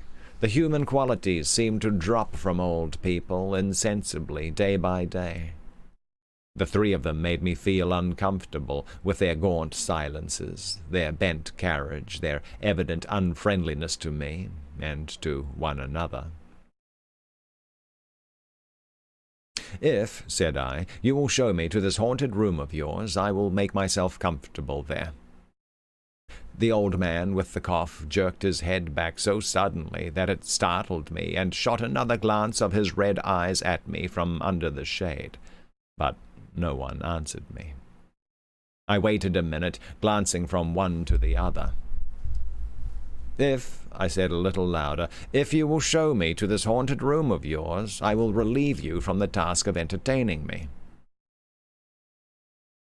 There's a candle on the slab outside the door, said the man with the withered arm, looking at my feet as he addressed me. But if you go to the Red Room tonight— This night of all nights, said the old woman. You go alone. Very well, I answered, and which way do I go? You go along the passage for a bit, said he, until you come to a door, and through that is a spiral staircase, and halfway up that is a landing, and another door covered with baize. Go through that, and down the long corridor to the end, and the Red Room is on your left, up the steps. What is baize? A coarse, felt-like woolen material, typically green, used for covering billiard and card tables. All right, okay. All right, baize. Have I got that right? I said, and repeated his directions. He corrected me in one particular. "And are you really going?" said the man with the shade, looking at me again for the third time, with that queer, unnatural tilting of the face. "This night of all nights," said the old woman. "It's what I came for," I said, and moved towards the door. As I did so, the old man with the shade rose and staggered round the table, so as to be closer to the others and to the fire. At the door I turned and looked at them, and saw they were all close together, dark against the firelight, staring at me over their shoulders with an intent expression on their ancient faces. "Good night," I said, setting the door open. "It's your own choosing," said the man with the withered arm. I left the door wide open until the candle was well alight, and then I shut them in and walked down the chilly, echoing passage. I must confess that the oddness of these three old pensioners, in whose charge her ladyship had left the castle, and the deep-toned, old-fashioned furniture of the housekeeper's room in which they foregathered, affected me in spite of my efforts to keep myself at a matter-of-fact phase. They seemed to belong to another age, an older age, an age when things spiritual were different from this of ours, less certain. An age when omens and witches were credible and ghosts beyond denying. Their very existence was spectral, the cut of their clothing, fashions born in dead brains. The ornaments and conveniences of the room about them were ghostly, the thoughts of vanished men, which still haunted rather than participated in the world of today. But with an effort I sent such thoughts to the right about. The long, draughty subterranean passage was chilly and dusty, and my candle flared and made the shadows cower and quiver. The echoes rang up and down the spiral staircase, and a shadow came sweeping up after me, and one fled before me into the darkness overhead. I came to the landing and stopped there for a moment, listening to a rustling that I fancied I heard. Then, satisfied of the absolute silence, I pushed open the baize-covered door and stood in the corridor. The effect was scarcely what I expected, for the moonlight, coming in by the great window on the grand staircase, picked out everything in vivid black shadow or silvery illumination. Everything was in its place. The house might have been deserted on the yesterday instead of 18 months ago. There were candles in the sockets of the sconces, and whatever dust had gathered on the carpets or upon the polished flooring was distributed so evenly as to be invisible in the moonlight. I was about to advance, and stopped abruptly. A bronze group stood upon the landing, hidden from me by the corner of the wall, but its shadow fell with marvelous distinctness upon the white paneling, and gave me the impression of someone crouching to waylay me. I stood rigid for half a minute, perhaps. Then, with my hand in the pocket that held my revolver, I advanced, only to discover a Ganymede and eagle glistening in the moonlight. That incident, for a time, restored my nerve, and a porcelain Chinaman on a buhl table whose head rocked silently as I passed him scarcely startled me. The door to the Red Room and the steps up to it were in a shadowy corner. I moved my candle from side to side in order to see clearly the nature of the recess in which I stood before opening the door. Here it was, thought I, that my predecessor was found, and the memory of that story gave me a sudden twinge of apprehension. I glanced over my shoulder at the Ganymede in the moonlight, and opened the door of the Red Room rather hastily, with my face half turned to the pallid silence of the landing. I entered, closed the door behind me at once, turned the key I found in the lock within, and stood with the candle held aloft, surveying the scene of my vigil, the great Red Room of Lorraine Castle, in which the young Duke had died, or rather, in which he had begun his dying. for he had opened the door and fallen headlong down the steps I had just ascended. That had been the end of his vigil, of his gallant attempt to conquer the ghostly tradition of the place, and never, I thought, had apoplexy better served the ends of superstition. And there were other and older stories that clung to the room, back to the half-credible beginning of it all, the tale of a timid wife, and the tragic end that came to her husband's jest of frightening her. And looking around that large, somber room, with its shadowy window bays, its recesses and alcoves, one could well understand the legends that had sprouted in its black corners, its germinating darkness. My candle was a little tongue of light in its vastness, that failed to pierce the opposite end of the room, and left an ocean of mystery and suggestion beyond its island of light. I resolved to make a systematic examination of the place at once, and dispel the fanciful suggestions of its obscurity before they obtained a hold upon me. After satisfying myself of the fastening of the door, I began to walk about the room, peering round each article of furniture, tucking up the valances of the bed, and opening its curtains wide. I pulled up the blinds and examined the fastenings of the several windows before closing the shutters, leant forward, and looked up the blackness of the wide chimney, and tapped the dark oak paneling for any secret opening. There were 2 big mirrors in the room, each with a pair of sconces bearing candles, and on the mantel-shelf, too, were more candles and china candlesticks. All these I lit, one after the other. The fire was laid, an unexpected consideration from the old housekeeper, and I lit it to keep down any disposition to shiver. And when it was burning well, I stood round with my back to it, and regarded the room again.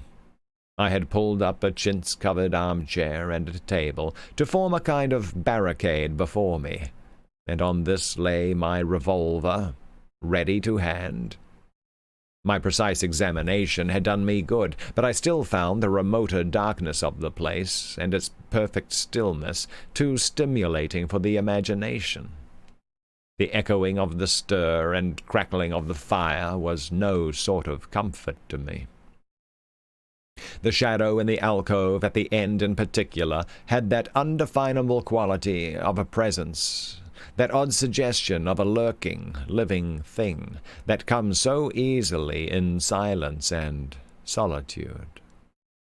At last, to reassure myself, I walked with a candle into it, and satisfied myself there was nothing tangible there. I stood that candle upon the floor of the alcove, and left it in that position. By this time I was in a state of considerable nervous tension, although to my reason there was no adequate cause for the condition. My mind, however, was perfectly clear. I postulated quite unreservedly that nothing supernatural could happen, and to pass the time I began to string some rhymes together, Ingoldsby fashion, of the original legend of the place. What's Ingoldsby fashion? I'm just going to look up that. I don't know what Ingoldsby is. Ingoldsby.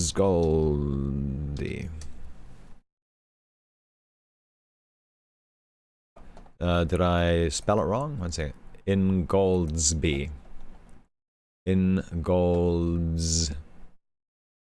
The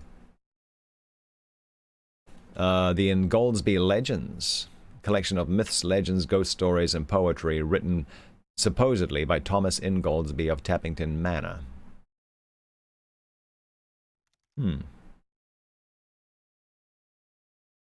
Okay. Ingoldsby. Okay, I'm going to bookmark that to come back to that a little later. All right. Interesting. Ingoldsby. Ingoldsby. Oh, let me get my other window up a second. There we go. And my thing. Okay. I began to string some rhymes together, in Ingoldsby fashion, of the original legend of the place. A few I spoke aloud, but the echoes were not pleasant. Oh, yeah. I'm going to see if I can find some books to add to my Kindle there from that. Some in Goldsby. A few I spoke aloud, but the echoes were not pleasant. For the same reason, I also abandoned, after a time, a conversation with myself upon the impossibility of ghosts and haunting. My mind reverted to the 3 old and distorted people downstairs, and I tried to keep it upon that topic. The somber reds and blacks of the room troubled me. Even with 7 candles, the place was merely dim. The one in the alcove flared in a draught, and the fire flickering kept the shadows and penumbra perpetually shifting and stirring. Casting about for a remedy, I recalled the candles I had seen in the passage, and with a slight effort walked out into the moonlight, carrying a candle and leaving the door open, and presently returned with as many as 10. These I put in various knickknacks of china, with which the room was sparsely adorned, lit and placed where the shadows had lain deepest, some on the floor, some in window recesses, until at last my 17 candles were so arranged that not an inch of the room but had the direct light of at least one of them. It occurred to me that when the ghost came, I could warn him not to trip over them. The room was now quite brightly illuminated. There was something very cheery and reassuring in these little streaming flames, and snuffing them gave me an occupation, and afforded a helpful sense of the passage of time. Even with that, however, the brooding expectation of the vigil weighed heavily upon me. It was after midnight that the candle in the alcove suddenly went out, and the black shadow sprang back to its place there. I did not see the candle go out. I simply turned and saw that the darkness was there, as one might start and see the unexpected presence of a stranger. Oh, hey, Janie Laney. Janie Laney, wow, she's quite the mistress of Minecraft. How are you doing today? Got a host from Janie Laney. By Jove, said I aloud, that draft's a strong one. And taking the matches from the table, I walked across the room in a leisurely fashion, to relight the corner again. My first match would not strike, and as I succeeded with the second, something seemed to blink on the wall before me. So hello to Janie Laney and all of Janie Laney's friends. How you all doing today? I turned my head involuntarily and saw that the 2 candles on the little table by the fireplace were extinguished. I rose at once to my feet. Odd, I said. Did I do that myself in a flash of absent-mindedness? I walked back, relit one, and as I did so I saw the candle in the right sconce of one of the mirrors wink and go right out, and almost immediately its companion followed. There was no mistake about it. The flame vanished as if the wicks had been suddenly nipped between a finger and a thumb, leaving the wick neither glowing nor smoking, but black. While I stood gaping, the candle at the foot of the bed went out, and the shadows seemed to take another step toward me. This won't do, said I, and first one and then another candle on the mantel-shelf followed. What's up? I cried, with a queer high note getting into my voice somehow. At that, the candle on the wardrobe went out, and the one I had relit in the alcove followed. Steady on, I said. These candles are wanted. Speaking with a half-hysterical facetiousness, and scratching away at a match the while, for the mantel candlesticks. My hands trembled so much that twice I missed the rough paper of the matchbox. As the mantel emerged from darkness again, 2 candles in the remoter end of the window were eclipsed. But with the same match I also relit the larger mirror candles and those on the floor near the doorway, so that for the moment I seemed to gain on the extinctions. But then in a volley there vanished 4 lights at once in different corners of the room, and I struck another match in quivering haste, and stood hesitating whither to take it. As I stood undecided, an invisible hand seemed to sweep out the 2 candles on the table. With a cry of terror I dashed at the alcove, then into the corner, and then into the window, relighting 3, as 2 more vanished by the fireplace. Then, perceiving a better way, I dropped the matches on the iron-bound deed box in the corner, caught up the bedroom candlestick. With this I avoided the delay of striking matches, but for all that, the steady process of extinction went on, and the shadows I feared and fought against returned and crept in upon me. First a step gained on this side of me, and then on that. It was like a ragged storm cloud sweeping out the stars. Now and then one returned for a minute. Gamer Sass is out of here. You have a great night, Gamer Sass. Thank you for spending some time with us. And have an awesome day. Shadowtronics.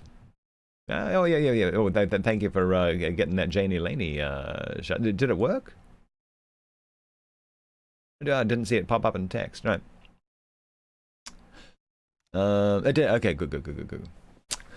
But for all... with this I avoided the delay of striking matches, but for all that the steady process of extinction went on, and the shadows I feared and fought against returned and crept in upon me. First a step gained on this side of me, and then on that. It was like a ragged storm cloud sweeping out the stars. Now and then one returned for a minute and was lost again. I was now almost frantic with the horror of the coming darkness, and my self-possession deserted me. I leaped, panting and disheveled, from candle to candle, in a vain struggle against that remorseless advance. I bruised myself on the thigh against the table. I sent a chair headlong. I stumbled and fell, and whisked the cloth from the table in my fall. My candle rolled away from me, and I snatched another as I rose. Abruptly this was blown out, as I swung it off the table, by the wind of my sudden movement, and immediately the 2 remaining candles followed. But there was light still in the room, a red light that staved off the shadows from me. The fire! Of course, I could still thrust my candle between the bars and relight it. I turned to where the flames were still dancing between the glowing coals, and splashing red reflections upon the furniture, made 2 steps towards the grate, and incontinently the flames dwindled and vanished. The glow vanished. The reflections rushed together and vanished. And as I thrust the candle between the bars, darkness closed upon me like the shutting of an eye, wrapped about me in a stifling embrace, sealed my vision, and crushed the last vestiges of reason from my brain. The candle fell from my hand. I flung out my arms in a vain effort to thrust that ponderous blackness away from me, and, lifting up my voice, screamed with all my might, once, twice, thrice. Then I think I must have staggered to my feet. I know I thought suddenly of the moonlit corridor, and with my head bowed and my arms over my face, made a run for the door. But I had forgotten the exact position of the door, and struck myself heavily against the corner of the bed. I staggered back, turned, and was either struck or struck myself against some other bulky furniture. I have a vague memory of battering myself thus, to and fro, in the darkness, of a cramped struggle, and of my own wild crying as I darted to and fro, of a heavy blow at last upon my forehead, a horrible sensation of falling that lasted an age, of my last frantic effort to keep my footing. And then I remembered no more. I opened my eyes in daylight. My head was roughly bandaged, and the man with the withered arm was watching my face. I looked about me, trying to remember what had happened, and for a space I could not recollect. I rolled my eyes into the corner and saw the old woman, no longer abstracted, pouring out some drops of medicine from a little blue phial into a glass. "Where am I?" I asked. "I seem to remember you, and yet I cannot remember who you are." Who's this? This is the man with the old woman. Okay, that's the old woman. They told me then, and I heard of the haunted red room as one who hears a tale. We found you at dawn, said he, and there was blood on your forehead and lips. It was very slowly I recovered my memory of my experience. You believe now, said the old man, that the room is haunted. He spoke no longer as one who greets an intruder, but as one who grieves for a broken friend. Yes, said I. The room is haunted. Oh, Satter. Oh, yes, Satter, we're winding up book club. We're winding it up, unfortunately. And you have seen it. And we who have lived here all our lives have never set eyes upon it, because we have never dared. Tell us, is it truly the old Earl who... No, said I. It is not. I told you so, said the old lady with the glass in her hand. It is his poor young countess who was frightened. It is not, I said. There is neither ghost of Earl nor ghost of Countess in that room. There is no ghost there at all, but worse. Far worse. Well, they said. The worst of all the things that haunt poor mortal man, said I. And that is, in all its nakedness, fear that will not have light nor sound, that will not bear with reason, that deafens and darkens and overwhelms. It followed me through the corridor. It fought against me in the room. I stopped abruptly. There was an interval of silence. My hand went up to my bandages. Then the man with the shade sighed and spoke. That is it, he said. I knew that was it. The power of darkness. To put such a curse upon a woman. It lurks there always. You can feel it even in the daytime, even of a bright summer's day, in the hangings, in the curtains, keeping behind you however you face about. In the dusk, it creeps along the corridor and follows you, so that you dare not turn. There is fear in that room of hers. Black fear, and there will be, so long as this house of sin endures. Well, that was a bit of an abrupt ending. Well,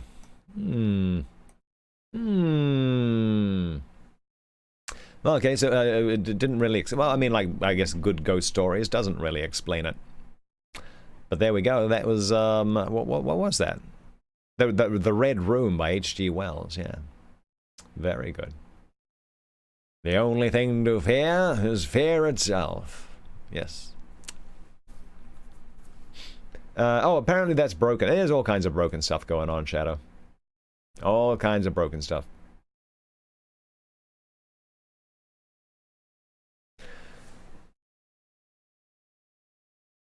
Oh, yeah.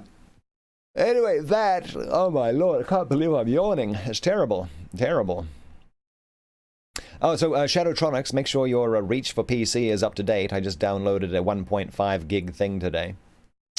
And I think I've found 4 of us. I can talk about that a little later tonight. I think I got 4 of us there. I just want to double check there. Yep, you have a good day too there, Yunju. Let's see. I need to... We do need to call it a day. We need to say say goodbye to you all. Goodbye. Yeah, I need to run around town and take care of some things, some business things, and then I'll be back later tonight, obviously, for some gaming. Yeah, so a couple of my team members, hopefully they'll be able to make it there.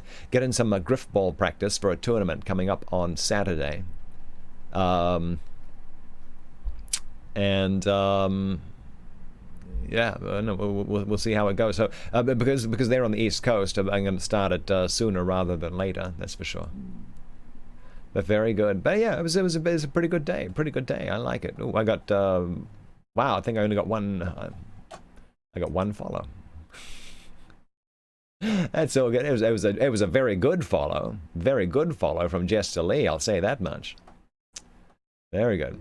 Yeah. Okay, there we go. Let's see where we at. But that's it. That is it for the day. We're going to mosey on out of here. I will be back later tonight, obviously. We'll get that done. Can I leave you with a chill host? I think I can. What would be a nice chill stream to drop you all off at? Mr. Art by Galen, he's there. He's got a lot of people in there. I guess I may be. Gonna take a little peek in there real fast. 1 second.